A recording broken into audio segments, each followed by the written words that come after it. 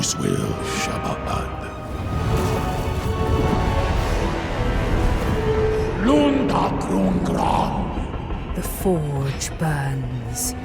The fires catch from the depths. The Chaos Dwarfs will rise. Welcome everyone, Costin here with my review of the Forge of the Chaos Dwarfs race pack for Total War Warhammer 3 for both Realms of Chaos and Immortal Empire. So judging by the player-based reactions to my videos as well as other videos that are on YouTube at the moment, I'm pretty certain 90% of the player base doesn't really care too much about Realms of Chaos for good reason. It isn't good, and it's not going to be good even with this DLC. There's only so much Creative Assembly can do with Realms of Chaos outside of completely rebuilding it from the ground up, which they likely aren't going to do. So most people care about Immortal Empires. They're probably going to dip their toes in some of the story content, especially the quest battles, all of which you can play, including the final battle from the main menu. So you can just do that if you're interested in some of the narrative stuff with the Forge of the Chaos Dwarves. There's some interesting narrative stuff happening with them, but I'm sure the vast majority of people, what they're interested in is Immortal Empires. And I think that has been the focus for Creative Assembly with this DLC. I mean, they did put in effort in Realms of Chaos, to be very clear on this, but I do think Creative Assembly knows their audience, and I think that they were interested in creating a good, solid campaign experience, not just for the Chaos Dwarfs themselves, but for everyone that is in the Darklands, minus Kugath. But that's a different discussion that I've already had in a separate video. Now, a disclaimer for this particular video. I am in Creative Assembly's content creator program, but being in that content creator program doesn't mean, oh, you have to give Creative Assembly a positive review or you have to say nice things about their content. If it wasn't good, I wouldn't say it was good. It was plainly bad. I mean, I think being dishonest like that as a content creator can only hurt you if you're making those kind of dishonest videos. Though it's a bit more complicated than that. It's a bit more complicated than what I'm saying over here, and probably a discussion for a separate video.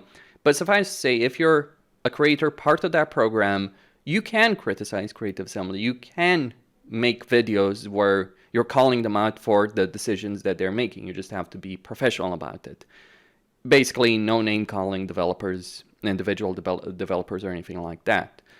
But you can criticize CA. But again, it's more complicated because it's about the power dynamic, if you will, between developers, publishers, and content creators. But a whole discussion to be had in a separate video.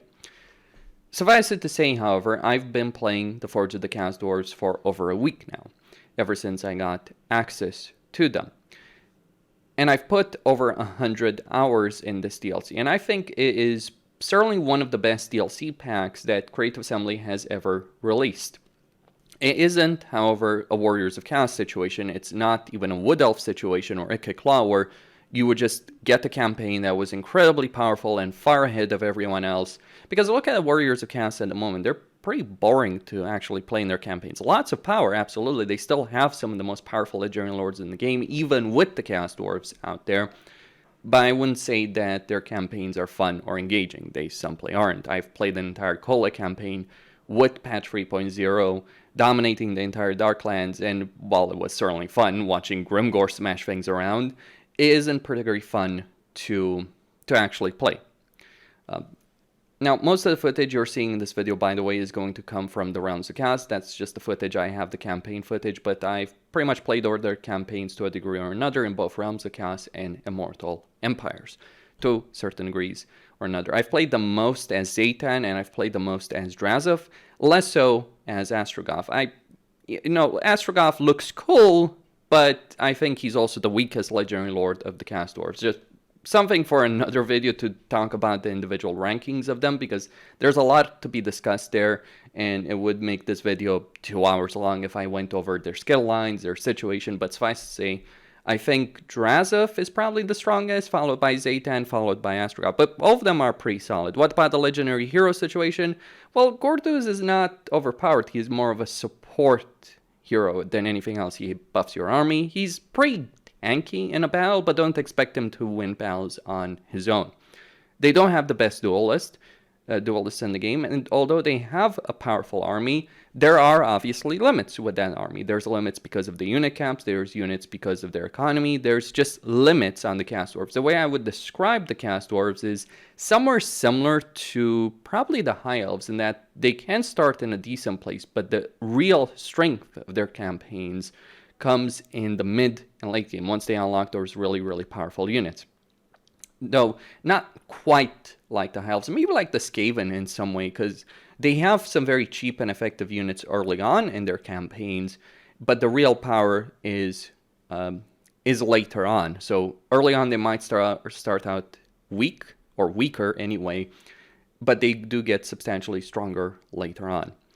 But this kind of campaign, you know, it can go two ways. Either you feel very frustrated because the vast majority of the challenge in a campaign comes in the early game, and the mid-late game is always easier. So if you're just getting substantially stronger in the mid-late game, then that can be boring. And I think that's certainly a pitfall of the Chaos Dwarfs. It's certainly a problem. Their early game is fantastic. It's amazing. But the mid-late game can start to feel pretty stale. But that's something to talk about when we're going over individual campaigns, the situation in the Darklands. But suffice to say, I think they've done a great job in terms of just redesigning the Darklands and making the flow of gameplay in the Darklands feel great, feel interesting, feel exciting.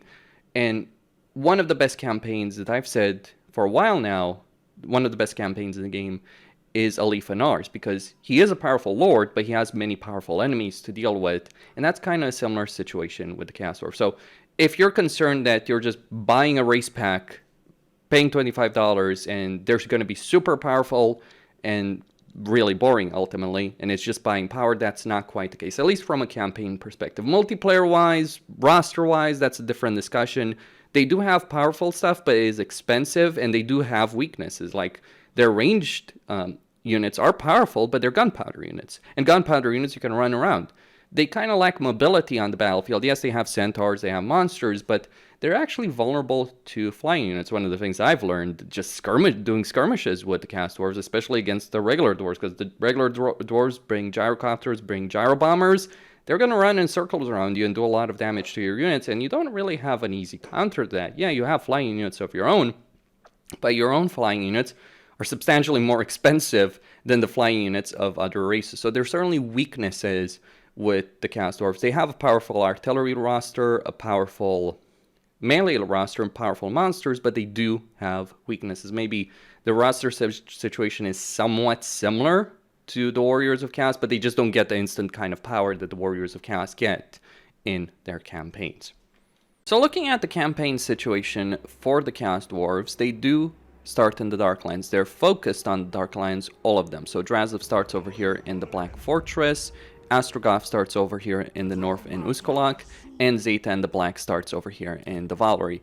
So they all have campaigns focused one way or another on the Darklands. Now, some people are disappointed by this. They would have liked to have seen more geographic diversity with their campaigns, but personally, I don't necessarily care about that as much as having a good campaign design for all of them. And they do have a great campaign design, not just in the sense of how their empire works. So they have a complex economy, you have to worry about various resources. It's the Total War Saga Troy economic system translated into Warhammer 3. And this is something I've certainly been eager to see, because for all the issues a Total War Saga Troy had, the economic system of that game was fantastic. Now, I've done a whole video on the economy, on the Conclave influence, on how to play their campaigns, but suffice to say, you need laborers, just like the Dark Elves need slaves, but you do have to use them in different ways. Completely different than even how the Dark Elves would use their slaves in Warhammer 2. This is not the situation where, oh, you get a bunch of slaves, you throw them in a single province, you get a substantial amount of income. No, you want to spread your guys around, and the reason you want to spread your guys around is you can use labor actions to get conclave influence, money, control. You won't necessarily face rebellions as the Chaos Dwarfs, but you certainly do benefit from a high level of control. So I think that kind of complexity in terms of their campaign mechanics, their resources on their campaigns, is very, very welcome. I love dealing with the Chaos Dwarf campaign system, because I'm always thinking about, oh, how am I going to develop a settlement when I take over a province? Am I going to build a factory, an outpost, a tower? What am I going to do with it? You do have a lot of choices. outposts, which give you raw materials, require gold. Armament production requires raw materials. Raw materials are used for advanced unit production and to increase unit caps through the Hellforge system over there. And the influence system is mainly used in the Tower of Zart to get various districts. Now, this is gonna sound pretty ironic, but I think the Chaos Dwarfs have a much better Imperial campaign than the actual Empire itself. What do I mean by that? Well, look at the Empire. What is Creative Assembly's intent with the Empire, with Karl Franz and Balthazar Gelt? It's about caring about the whole of the Empire, not just their own territory. Except it's a giant mess, and the Empire is one of the weakest and worst races in the game. That hasn't changed, by the way. They've done practically nothing for the Empire based on everything I've seen, though we haven't gotten patch notes. Maybe there's a last-minute patch, which does include lore changes, but I wouldn't hold my breath on that. I was considering delaying this video until we actually got the patch notes, because we don't have patch notes. But why do I say that the Chaos Dwarfs have a better Imperial campaign than the actual Empire? Well, look at the situation that the Chaos Dwarfs have. All of them start pretty close together, so you kind of want to keep your fellow Chaos Dwarves alive. They don't particularly like you. In fact, they have a -15 aversion towards you, but you do want to cooperate with your fellow Chaos Dwarves. There's multiple reasons behind this. One of the biggest reasons is everyone hates you. Like, I think you're the Chaos Dwarves are probably the most universally despised race in the entire game. The Dwarves have a -100 aversion. Cafe has a fairly substantial aversion of -40. The Greenskids have a -100 aversion. The Skaven have -25 aversion. When you're hated by the Skaven, you know you're diabolical, and that's exactly what the Chaos Dwarves are. They're pure evil. So you kind of need to stick together. Even though they're backstabbers, they kind of need to stick together in order to achieve anything in their campaigns. But it's not just about, like, oh, having them help you out on the campaign map. There's more to it than that. While you can still always confederate them through the Tower of Zar, even if they've gotten wiped out through getting to tier 4, here's why it's important to cooperate or help each other out or deal with major campaign threats one way or another that might plague other lords. It's because of the influence system in the Tower of Zar. So there's districts here that give you substantial benefits, like breaching walls, raw materials, but this costs influence. Influence is a fairly rare campaign resource. So if you're sticking together, then it means the other legendary lords of the Chaos Dwarfs, when played by the AI, they will claim some of these seats, which will unlock further seats much faster, which will give you campaign power. So you want to do this. You want to cooperate. You want to stick together. When you're playing a Chaos Dwarf campaign, you can't just think about your own empire, your own territory. You have to think about, oh, if I'm playing Astrogoth, what's going to happen to Drazov? Because he's at war. He's going to end up in a war with Imric. He's going to end up in a war with Tretch. He may end up in a war with Gorst and Breesus. And maybe Grimgor just decides to pay him a visit and wipe him out. So you do have to care about what's happening down there. And you also have to care about what's going to happen to Zaytan. So having that level of cooperation, having a reason to actually care about other AI factions beyond just like, oh, they're going to protect my flank or they're going to hold this territory, but having actual reasons through the Tower of Zar to care about cooperation is a great system as far as I see it. Another thing that I believe is great in Immortal Empires is the campaign situation itself, not just the design of the Darklands. I think that they've done a great job with redesigning Darklands, landmarks, territory, all that. But it's also the situation of what you're dealing with when you're playing a Chaos Dwarf campaign. Because if you're playing a Chaos Dwarf campaign, basically all the Greenskins and Dwarves are going to march against you.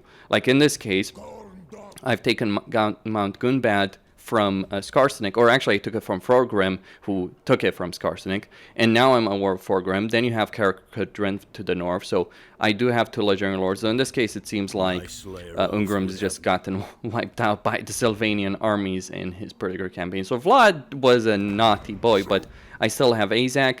And the more you uncover in your campaign map, the more races you meet, with the exception of Chaos, who you can get along with, the more enemies you will encounter. So you have to consider the fact, like, okay, you have two legendary lords. Yes, Tretch is a joke, but you have Imric to the south, who can be very, very substantial if you let him become substantial, and he will win against Drazov based on what I've seen. Like AI Drazov versus AI Imric, Imric may end up winning the fight. part of the reason is what the Chaos Dwarf AI tends to do. Like, the AI is not quite up to the task of building up proper army with these guys. Like, they'll get some decent units, but obviously they won't unlock their entire potential. I gotta say, Astrogoth does have a pretty decent army over here, but sometimes they'll just recruit a lot of Orc laborers or Goblin laborers, and they'll just be wiped out. Especially on higher difficulties, they can struggle. Like over here, I did have to help out Astrogoth in his campaign for him to survive what was coming from the north. So you have issues from the south with Emmerich, and then you have Grimgor.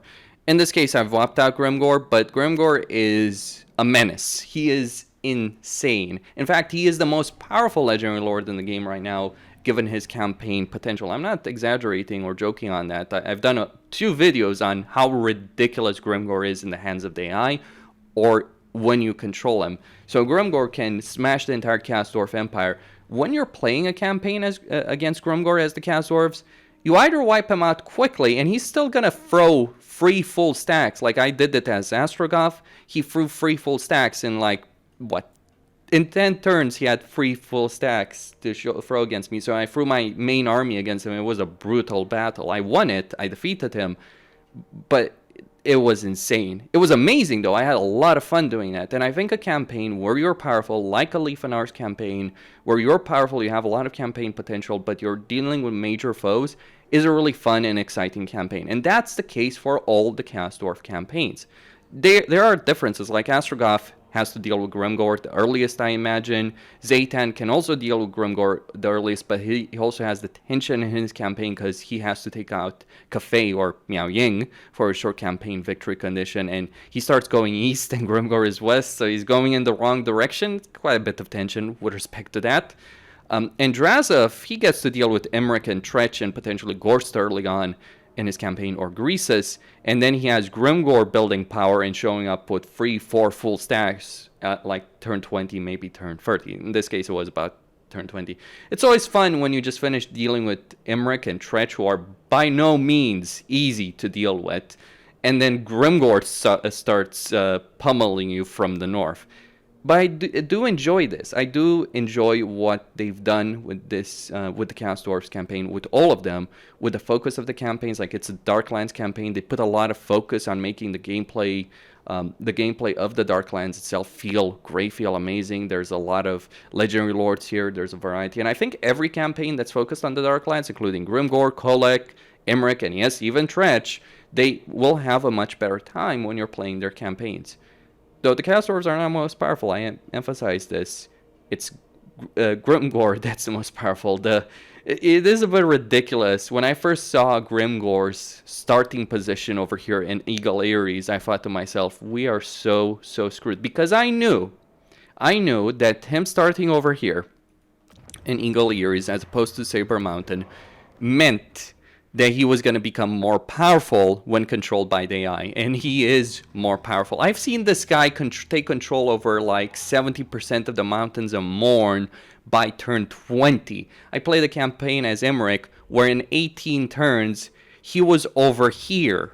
Think on that. Think on how ridiculous and insane that particular situation is. That's what you're going to have to deal with when you're playing the Chaos Dwarfs. Now, mind you, I make all these videos on Legendary very hard, so obviously it's different on normal. Grimgor certainly benefits from the higher difficulties, but he is going to be a major threat in your campaign on pretty much any difficulty. You can't expect anyone else to deal with him. Kolek, yeah, that's a nice fantasy. You can maybe hope for it. I haven't seen it so far in the campaigns I've played as Grimgor. Like, in fact, in every campaign I've played as the Chaos Dwarf so far in Immortal Empires, or every Immortal Empires I've tested so far with this DLC, I've been the one having to deal with Grimgor. It's especially fun as Emmerich, because he just ends up conquering the entirety of the Mountains of Morn, and then he comes for you. Great situation, really, but I love it. I love the gameplay loop. I love the design here. There is one major issue with all of this. It's not the mechanics themselves. It's not the fact that, the Chaos Dwarfs may start out weaker than they become later on. But you do have, obviously, more limited armies early on. But by turn 30, in this case, like I have an entire army, basically, of Chaos Dwarf warriors, blunderbusses, artillery. I only have a couple of hobgoblins, and I'm going to switch those out soon enough. Eventually, you do obviously start replacing your hobgoblins. You start using them and laborers, then you switch out for the actual units once you get your economy up and running, like I've done here. But there is an issue. While the Creative Assembly has done an amazing job in redesigning the Darklands and creating awesome campaign gameplay in this area of the game, and not just against Grimgore, the other areas of the game may feel boring or lackluster compared to that. Like, great job over here, but everything else feels like it's fallen behind. So, superb job, but it means that for a very long campaign, I suppose it can feel boring. But then again, long campaigns can feel boring in general, as any race you're playing. Very few campaigns, in fact, no campaign I can think of feels amazing when you're playing it past turn 50. So I'd rather take a campaign situation, a DLC situation, where I have an amazing first 30, 40, 50 turns in my campaign, as opposed to a campaign like, oh, this is going to get great after like 100 turns. It never does, to be very, very clear. So I think the Chaos Dwarfs are really fun. They have a lot of potential. They have a lot of power. And they have really good campaign design. They have a decent amount of power early on, but it's always tempered by the issues they're dealing with, at least in Immortal Empires. To talk about Mirror of Madness, which is also coming out tomorrow as I am recording this particular video. How do I feel about Mirror of Madness? I think it's kind of like a tech demo, both the challenge mode and the lab, if you will. That is basically the Skaven Lab 2.0. It's fun, it's exciting, and it shows you some of the potential that Creative Assembly could have in future games, because, hell, if the battles we get in Total War going forward can be as massive scale with as many units with so many cool spell effects as the ones that are in the Mirror of Madness, then I think that would be very, very interesting to see in future Total War games. Because we have like things like Ultimate Battle Simulator and Ultimate Battle Simulator 2, which shows you up to 1 million men on a reasonably priced gaming machine. And hell, you can handle far fewer of those, like tens of thousands, hundreds of thousands of them with a pretty reasonable computer. So I don't really see a reason why we can't have very large-scale battles in this day and age. Things have come a long way in terms of technology when it comes to that, and I think that's what you're probably seeing there with Mirror of Madness. It ran mostly well, though certainly there were some FPS drops when I was doing some of the insane spells, but for the most part, performance was pretty solid. Did get the crash, kind of pushed it a bit to the limit over there towards the very end of it, but I do think Mirrors of Madness can be fun, but don't expect to put in a lot of time and effort into it. What about the campaign rewards? Well, there are campaign rewards for Demon Prince, and the Demon Prince is the worst legendary lord in the game by far. When I do ranking videos about the Warsaw Legendary Lords, I don't even consider him as an option, because why would I? Like, do I would just want to make a video that includes Kugaf, the Demon Prince, and Kairos? And maybe, to some extent, Nakari and Scarbrand? No. There's no value in that, but the demonic factions are just very, very weak, and the Mirror of Madness rewards is not gonna change that. But still, fun. A decent amount of fun over there, just pretty crazy. But it is limited, of course. You're not going to put in hours and hours and hours of your time in that. Or maybe you will. Maybe you want to recreate some amazing cavalry charges. Or maybe you want to turn up the explosion, lower the gravity, increase the single entity size over there, and get some madness going. That's Mirror Madness in a nutshell. There they are! The traitors! The grudge mongers! The vile, wretched Dowie scum that have fled the love of our ancestors! We stop this abomination that burrows into the rock! A machine powered by remnants of our gods! Such desecration needs to be answered in time! I will tear out every page of the Damask Crumb to address this most wanton of grudges! Royal Dwarves! The clans of Karazankor unite! Ready your axes! Cleave the heads of every Dowie Tsar you come across! Burn their beards! Drag them! Drag them all! With regards to Realms of Chaos, just to mention it, I think Realms of Chaos can't be fixed unless Creative Assembly were to rebuild it from the ground up. The problem is there's too many factions that are just minor factions. They're not going to pose a significant challenge. Yes, there's quite a few Legendary Lords right now on it, but there's still many dead zones on the campaign map at the moment. There's many factions you just completely walk over and very few times do you encounter an exciting challenge. From a narrative perspective, as the Chaos Dwarves, you're looking to get the Great Drill of Hashut. What does that imply? Well, there's 8 dwarven artifacts around the world, but gathering those artifacts is tedious, to be blunt about it, because you have to traverse a huge swath of the world. Thankfully, you can do it with any army, but you do have to deal with rogue armies, you have to deal with quest battles, and they're not really that great. I mean, it is funny when you have a Lizardman rogue army that throws a Dreadsaurian against you, and you have to figure out, how am I going to deal with this in my campaign, while at the same time trying to expand my empire. So my main army, the only one that could actually deal with this, is on the other side of the campaign map. But honestly, it just leads to tedium. You can do it much faster than you can do the Realms of Chaos campaign. You could win it by turn 60. You do have some interesting narrative elements, absolutely, but I think Realms of Chaos is still awful. And I would not recommend playing it, with the exception of like some of the narrative elements like the cinematics, the final battle. I mean, I love seeing Forgrim in the final battle of that particular campaign. I love the fact that they actually brought the voice actor for it, but Creative Assembly seems to not want to accept a certain reality with Realms of Chaos, and I'm going to say it right here. It is dog shit. It will remain dog shit. There's nothing Creative Assembly can do to fix that. Adding more stuff to it is not going to fix the problems that it does have. It's just a very limited map with bad map design, really bad map design, that didn't work. And we saw this in the player base retention. So just adding the narrative stuff, like I think it would be far more interesting to have the narrative stuff in Immortal Empires, because Immortal Empires is a lot better as a map. Though, of course, then you have the issues of the rewards. How would you balance those kind of rewards against the Immortal Empires map? Because the Chaos Dwarfs can already become really powerful in the middle and late game. Do you make them even more powerful by adding narrative rewards with that? Like, it just does make the narrative seem less interesting when you're dealing with the Realms of Chaos campaign.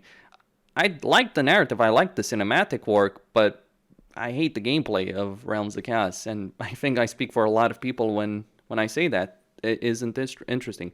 Thankfully, you can at least play the final battle through the main menu, so if you just want to experience that, go right ahead, go for it. You can see it through the main menu. You might not get the ending cinematic with it, but yeah, you can experience the gameplay if you want to.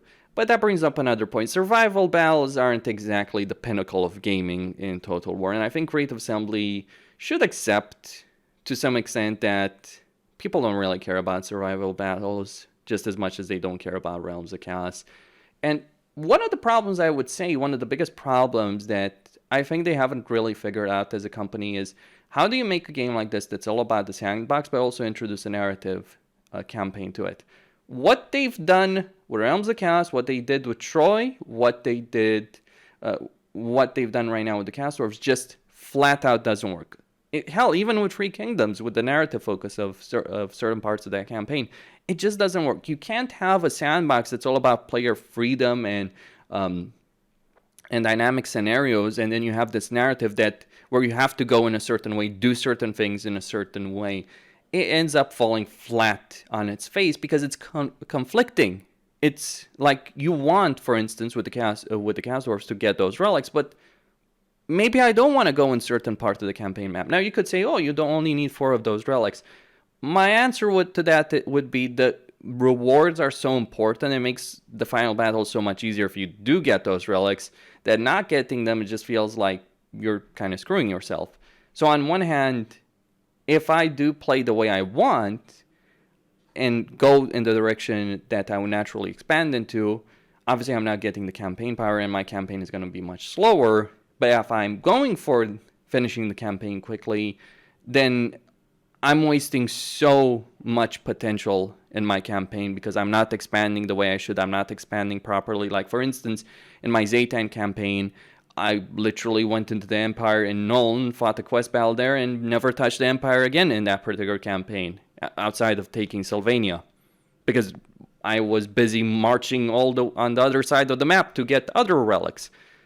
It doesn't work. If you have a narrative campaign, you have a narrative campaign, and maybe the better solution for Creative Assembly is, instead of this one-size-fits-all and all narrative campaigns fit in one single map, maybe actually having dedicated campaign maps for individual campaigns with different objectives that make sense would work a lot better. This is the reason Lost God campaign worked so well. This is the reason Napoleon worked so well. It's not like Creative Assembly hasn't done this before, but yeah, if there's a criticism, that would be the main criticism I would bring with the Forge of the Chaos Dwarfs. The Realms of Chaos campaign sucks.